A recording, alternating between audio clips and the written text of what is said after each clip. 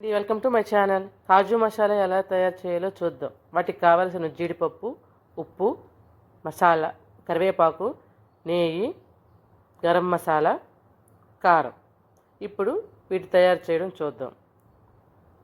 Stove పైన కళాయి పెట్టి స్టవ్ వెలిగిద్దాం. ఇప్పుడు ఒక స్పూన్ నెయ్యి వేసుకుందాం. కొద్దిగా వేడయ్యేంత వరకు చూద్దాం. వేడయ్యింది.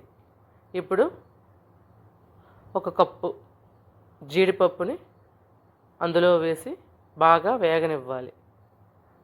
మధ్య మధ్యలో ఇలా కలుపుతూ 4 వైపులా బ్రౌన్ రంగు వచ్చేదాకా ఈ జీడిపప్పుని బాగా వేయించుకోవాలి.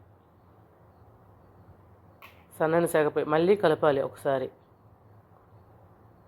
జీడిపప్పు మొత్తం రంగు మారిందండి. ఇలా వేయించుకున్న జీడిపప్పులోకి కొద్దిగా కరివేపాకును తీసి వేసుకుందాం. ఒకసారి కలుపుకుందాం. ఇప్పుడు కొద్దిగా ఉప్పు వేసి మరి కొద్ది కారం, కొంచెం గరం మసాలా వేసి బాగా కలుపుకోవాలి 4 వైపులా. రెడీ అయిపోయిందండి కాజు మసాలా. ఇప్పుడు దీన్ని ఒక బౌల్లో వేసుకోవాలి. అంతే. మరిన్ని ఇలాంటి వీడియోస్ కోసం నా ఛానల్ని సబ్స్క్రైబ్ చేసుకోండి.